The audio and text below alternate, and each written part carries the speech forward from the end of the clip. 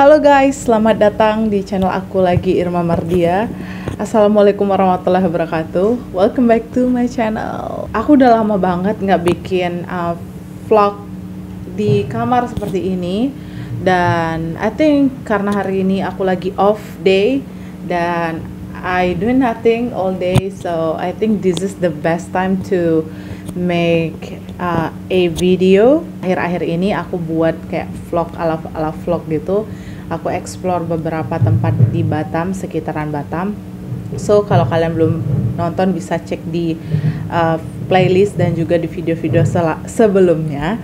Karena aku beberapa mengunjungi perusahaan di Batam. Jadi kalau kalian penasaran gimana sih bentukannya daerah-daerah pabrik di Batam itu seperti apa, aku udah buat video, a whole video yang kalian bisa nonton dari masuk gerbangnya sampai sampai pabrik-pabrik yang ada di sana. Terus juga aku explore beberapa pulau di sekitaran Batam. Salah satunya kemarin aku explore Pulau Belakang Padang, which is pulau yang punya keunikan dia sendiri. Dan kalian bisa tahu juga sejarah-sejarahnya kenapa mereka bisa berkembang dan kenapa di sana juga nggak ada satupun mobil pribadi. So nonton ya please.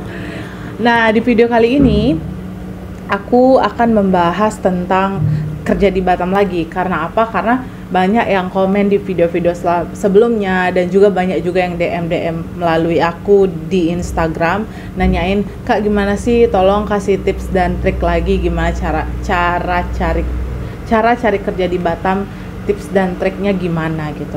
Nah, sebenarnya kalau kalian sudah nonton beberapa video di vlog ini, di channel ini maksudnya, kalian mungkin akan notice beberapa video yang aku buat tentang cara cari kerja di Batam dan juga hal yang harus kalian lakukan sebelum kerja di Batam. Nah, di situ sebenarnya aku cukup detail menjelaskan apa aja tips and trick cara cari kerja di Batam dan juga gimana caranya biar kita tahu informasi kerja di Batam, terus gimana caranya bisa menembus di pabrik-pabrik ataupun bukan cuma di pabrik ya, maksudnya di PT-PT dan juga di kantorannya gitu. Nah, masih banyak yang tanya, menurutku aku juga bisa buat video yang lebih lengkapnya, which is sekarang aku akan buat video yang mungkin lebih lengkap dan beberapa update selama ini sehingga aku bisa sharing juga pengalaman aku dan juga mungkin beberapa tips dan trik saat kalian interview kerja. So, first of all, aku udah selalu mention di video-video tentang cara cari kerja di Batam sebelum-sebelumnya. Mungkin kalian udah bosan kali ya dengarnya. Tapi ini sangat important, sangat-sangat penting. Kalian nggak boleh skip, kalian harus fokus ke ini dulu gitu. Yang pertama itu bikin CV. Bikin CV atau namanya kurikulum vitae atau riwayat hidup gitu. Tapi ini riwayat hidup yang bukan ala-ala riwayat hidup zaman-zaman emak kita dulu ya, kayak cuma nama segala macam. Ini spesifik CV yang mana kalian akan menjelaskan siapa sih sebenarnya diri kalian, tapi just a backgroundnya gitu. Kalian tuh sebenarnya siapa, terus background studinya gimana, pengalamannya apa. Kalau dulu punya pengalaman kerja, kalian udah achieve apa-apa aja gitu.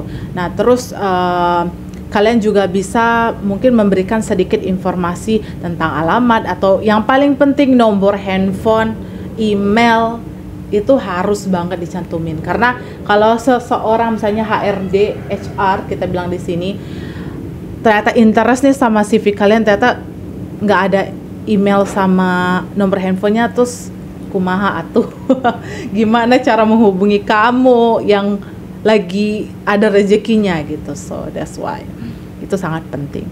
Dan CV itu bukan sembarang CV guys. Kalau bisa untuk teman-teman yang belum ada pengalaman profesional atau pengalaman kerja gitu, sebisa mungkin menurutku ya, sebisa mungkin kalian tonjolin skills yang kalian punya. Jadi ada hal-hal atau skill yang bisa kalian jual gitu daripada orang yang punya pengalaman kerja. So ini agak susah tapi ya begitulah kalau kita yang baru fresh graduate gitu. Anggaplah gini ya, si A ini baru lulus sekolah, baru lulus S1 anggaplah gitu, terus merantau ke Batam buat CV, dengan memamerkan IPK dia yang tinggi dan bla bla bla bla. Tapi ternyata orang yang juga ngelamar di posisi yang sama, punya pengalaman yang bagus, terus juga punya background yang cukup bagus gitu. Nah, gimana si A ini bisa compete sama si B ini yang udah bagus pengalaman secara akademik dan pengalamannya gitu. Itu susah ya kan. Nah, itulah kenapa si A ini harus punya skill-skill yang sekiranya si B yang nggak punya gitu. Nah, gimana? Misalnya kalian punya skill untuk apa? Misalnya sesuai dengan background kalian misalnya punya skill editing ataupun skill berorganisasi yang kalian bisa achieve sesuatu yang oke gitu. Terus juga skill-skill lain yang mungkin kalian dapatin dari course ataupun dari platform-platform yang bisa upgrade skills kalian gitu. Dan kalian bisa buktikan juga kalau kalian bisa kerja. So, mungkin itu akan bisa mengcompete atau memberikan value lebih di mata HRD. Itu sih menurut aku ya. Terus yang kedua itu, setelah kalian buat CV yang bagus, menurut kalian versi kalian bagus, atau kalian misalnya punya kenalan atau punya saudara yang mungkin udah terjun duluan di dunia kerja, kalian minta tolong dong review CV aku, menurut kamu apa yang kurang, dan juga gimana sih menurut kamu CV aku udah oke belum gitu. Kalian tanya sama teman, sama siapapun itu yang menurut kalian ada kompetennya di sana.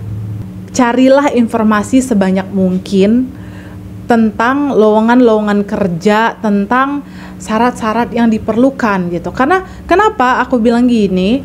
Karena banyak banget, kalian lihat ya, banyak banget video-video yang aku buat tentang cara cari kerja di Batam, dan komen-komennya tuh pada jalan ngerti nggak? Kayak komentarnya itu kayak, Kak, tolong dong cariin aku kerjaan. Kak, aku mau banget nih kerja di Batam.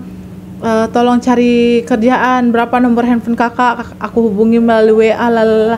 Nah, ini namanya orang yang nggak mau effort, nggak mau memberikan nggak mau memberi usaha lebih untuk dirinya sendiri, untuk masa depan dia sendiri gitu. Jadi kayak aku udah jelasin tuh satu persatu cara cari kerja tuh gini. Dia malah kayak cuman komen terus, Kak, aku mau kerja di Batam, tolong dong cariin. Terus dia udah nunggu aja gitu. Ya kapan selesainya? Kapan dapatnya? Sampai kapanpun nggak akan dapat itu pekerjaan. So, itu harus effort dari kita sendiri, guys. Jadi, carilah informasi sebanyak mungkin dari yang udah aku bilang, dari Instagram dari platform LinkedIn, Jobstreet, semuanya. Terus, kalian bisa perhatikan semua qualified-nya apa aja yang mereka perlukan. Terus, kalian pikir kayak, kalau perusahaan pengen kayak gini, kira-kira apa yang bisa aku upgrade dari diriku sendiri ini? Aku kurang ini. Jadi kita bisa memverifikasi atau memvalidasi lagi hal-hal yang perlu di achieve lagi, perlu ditingkatin atau diimprove, dan juga hal-hal yang kayak aku udah oke di sini. Nah, cari informasi yang banyak, terus pantesin diri, kalau kata jeleng itu pantesin diri. Cari informasi yang banyak, pantesin diri sesuai dengan qualified. Terus yang ketiga itu action.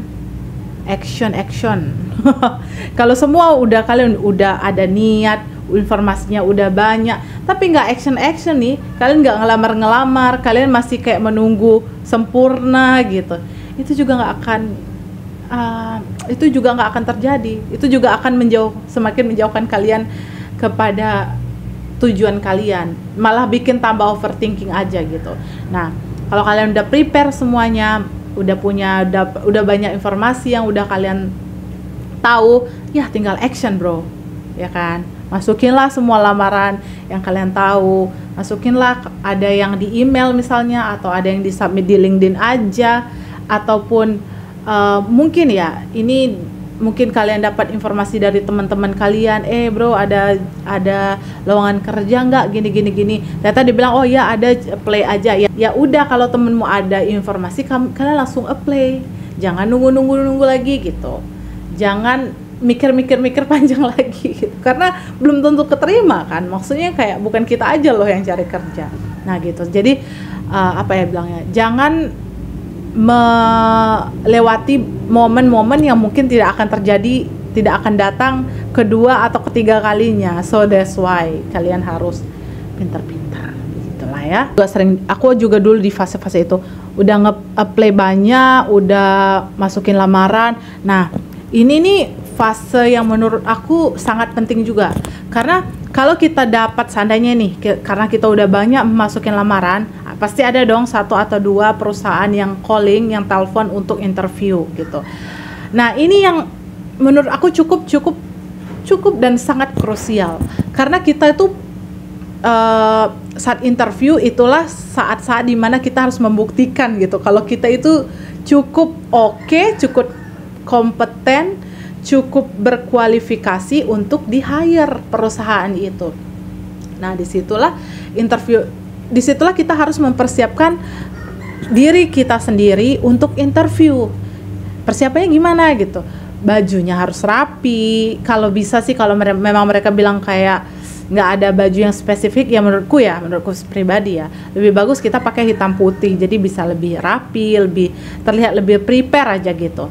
Ya itu yang pertama. Terus yang kedua, rapi, jangan kucel, jangan bau. Itu the most basic thing sih menurut aku. Jangan sampai kita tuh kayak baru ketemu HR kita udah bau, misalnya bau badan, bau ketek, itu udah kayak HRD sebelum dia tahu kualifikasi kita, kayak kita udah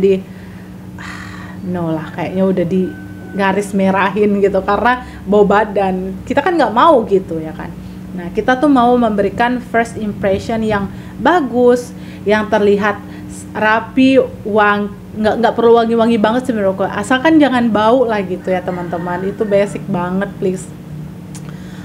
Terlihat prepare lah gitu. Setelah itu etika. Nah ngomongin tentang etika ini sangat-sangat penting saat interview guys, karena aku pernah punya cerita. Waktu itu aku dapat interview dan ternyata interview itu bukan aku sendiri gitu. Ada 4 atau 5 kandidat yang akan merebutkan satu kursi di salah satu perusahaan gitu. Nah kita waktu itu dijajarin satu persatu, ditanya gitu, kamu dari mana, background kamu apa, perkenalkan diri lah gitu.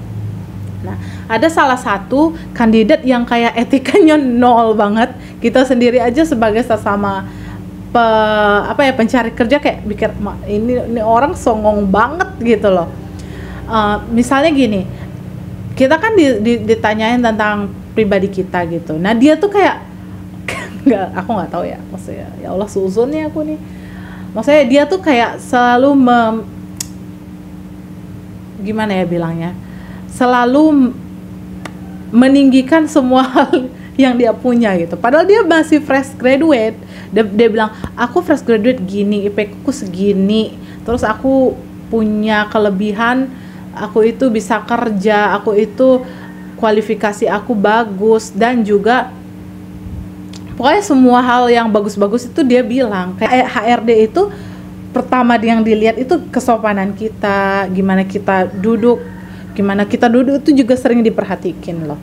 Terus gimana kita berbicara, apa kita terlihat sangat angkuh, sangat terlalu mendominasi dan terlalu pengen kayak show off banget gitu. Nah itu yang menurut aku agak tricky, karena sometimes kita memang perlu show off sama HRD kalau kita itu berkualifikasi, tapi jangan terlalu tinggi show off-nya gitu, sampai kayak HRD bilang kayak dia ini songong banget nih orang gitu ya, sampai gitulah. Jadi ada kadar show off atau ada kadar hal-hal yang bisa kita banggakan, tapi di dalam kadarnya yang pas gitu. Jangan sampai bikin orang annoying sama kita, tapi di satu saat kita tetap show off sedikit gitu. Gimana ya, agak susah ya aku menjelaskan. Aku kasih contoh ya, Waktu itu HRD nanya, ayo oke Irma, silakan perkenalkan diri kamu dan apa hal-hal yang bisa membuat kita mau meng-hire kamu gitu. Gitu aku memperjelaskan, selamat siang Bapak, terima kasih atas kesempatan yang sudah diberikan. Saya bisa interview di perusahaan yang sangat bagus ini. Perkenalkan, nama saya Irma Mardia. Saya tahun ini berumur sekian. Saya baru lulus di universitas ini dengan jurusan ini gitu.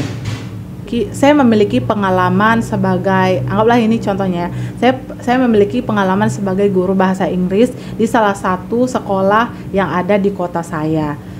Pekerjaan saya atau job desk saya saat itu adalah mengajarkan beberapa kelas tentang bahasa Inggris. Kemudian saya pernah membuat program yang sangat efektif di sekolah tersebut, yaitu program bla bla bla bla. Kalian jelasin tuh program yang pernah kalian achieve misalnya.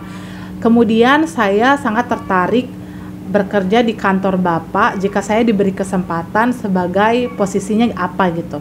Jika Bapak menerima saya akan berkontribusi, saya akan berusaha untuk berkontribusi lebih untuk perusahaan ini.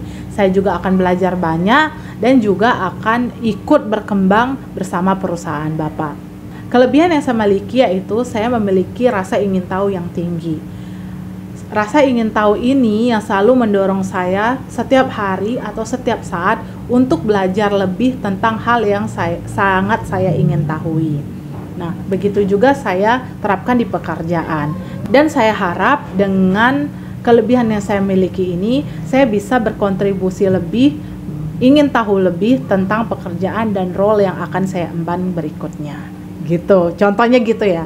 Dulu aku jawabnya gitu dan ternyata jawaban yang aku berikan itu memberikan ekspresi yang cukup memuaskan di wajahnya HR itu gitu. Nah, baru selang beberapa minggu ternyata alhamdulillah keterima gitu. Nah, mungkin ya itu sih menurutku kayak kita harus memberi first impression yang apa ya, yang bikin orang-orang itu percaya gitu bahwa kita akan bisa berkembang, kita akan bisa berkontribusi untuk perusahaan mereka. Dan selain itu kita juga harus pede walaupun sebenarnya kita nggak sempurna banget ya. Kita juga sadar kalau kita bukan orang yang paling sempurna, bukan orang yang paling high achiever kata orang gitu ya. Kita juga manusia yang punya kekurangan, kita juga kadang melakukan kesalahan ya. Semua orang juga tahu, mungkin HRD-nya juga begitu. Tapi yang bisa kita lakukan saat interview itu adalah menjual hal-hal yang kita kira kita bisa lakukan dan kita kira kita masih bisa, apa ya, kalau bisa dibilang kita bisa mengusahakan dan bisa belajar gitu. Karena menurutku HRD juga akan memberi value lebih pada orang-orang yang tetap mau konsisten, tetap mau belajar, tetap mau memiliki rasa ingin tahu yang besar gitu. Nah, itu dia teman-teman. Apalagi ya, ya gitulah. Pokoknya sembari untuk teman-teman yang sedang mencari pekerjaan, sembari nyari kerja, please jangan menghabiskan waktu kalian ke hal-hal yang gak guna aja.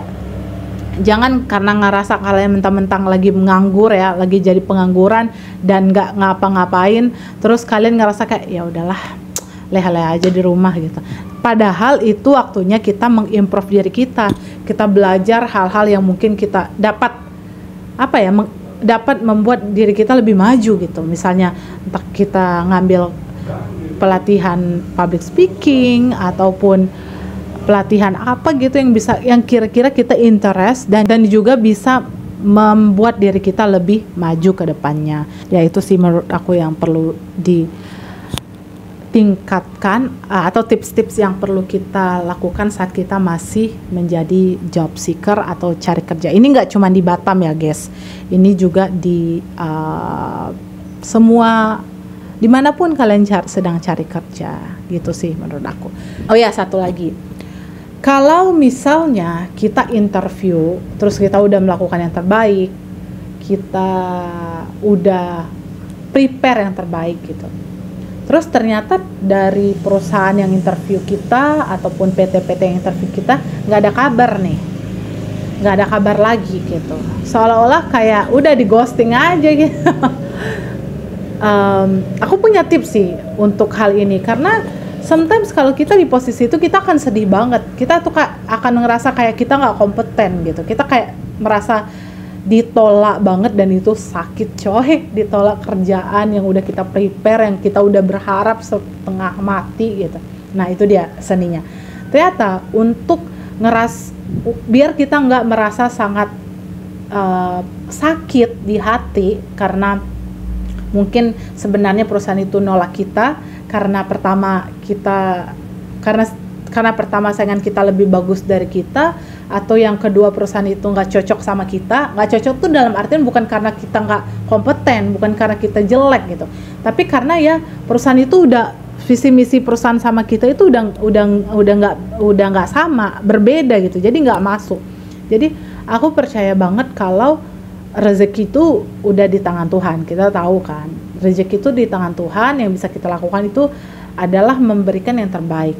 Kalau hasilnya ternyata enggak, ternyata hasilnya perusahaan yang kita idamkan itu bukan tempat yang terbaik untuk kita, aku selalu mikir gini, oh berarti itu bukan tempat yang terbaik untuk kita. Oh ternyata kalau seandainya aku memaksakan juga di sana, mungkin mungkin dengan penolakan ini aku sedang dihindarkan sama Allah untuk bekerja mungkin di bawah bos yang toksik, atau teman-teman yang jahat, atau mungkin perusahaan yang tidak kompeten untuk karyawan ataupun kerjaannya gitu. Jadi aku selalu berpikir kayak, oh mungkin ini yang terbaik. Aku nggak diterima di sana, bukan berarti aku jelek, tetapi tempat itu bukan yang terbaik untuk aku. Jadi dengan menanamkan mindset seperti itu, kita akan cepat atau lebih mudah move on ke step selanjutnya. Oke, ternyata di sana nggak terbaik, so what's next? Apa langkah selanjutnya? Kemana, perusahaan mana lagi selain itu gitu. Jadi kayak bikin step, jadi kita nggak akan terlalu lama sedih dan terlalu lama larut dalam rasa kekecewaan penolakan itu. So gitu. Aku cukup berapi-api hari ini. 2024 guys, for your information, 2024 di Batam itu bisa dibilang kayak ekonomi udah mulai jalan nih, udah kayak semua lingkup ekonomi di Batam itu udah cukup bagus, misalnya udah dibanding COVID itu udah bagus. Tapi ada juga beberapa perusahaan yang bangkrut, ada beberapa PT-PT di sini yang gulung tikar dan banyak menghasilkan pengangguran juga. Kemarin tuh ada ribuan orang yang terpaksa kehilangan pekerjaan karena PT mereka bangkrut gitu. Ya alasannya karena mungkin permintaan dari perusahaan itu berkurang ataupun hal lain. Tapi terlepas dari itu, aku berharap semua teman-teman yang sedang cari kerja, yang memiliki niat yang besar untuk bekerja dan juga mungkin untuk memperbaiki kualitas hidup kita, aku harap yang terbaik untuk kalian. Oke teman-teman semua, itu aja di video kali ini. Aku harap video ini bisa sedikit bermanfaat untuk 1 atau 2 orang yang mungkin menonton video aku kali ini. Aku berharap kalian masih punya banyak harapan. Percayalah, setiap perjuangan yang kalian berikan, setiap effort yang kalian berikan di setiap langkah kalian, sebenarnya kalian sedang meracik bumbu-bumbu indah untuk masa depan kalian gitu. Jadi jangan ngerasa semua hal itu sia-sia, nggak ada gunanya, karena itu belum nampak sekarang gitu. Kalian akan sadar suatu hari nanti ternyata semua effort yang sudah kalian lakukan akan membuahkan hasil. Oke teman-teman semua, semoga kita sehat selalu, itu doa yang paling utama, dan juga tetap bahagia, tetap mementingkan kebahagiaan kalian duluan, kebahagiaan hati, kebahagiaan mental, dan juga yang lainnya.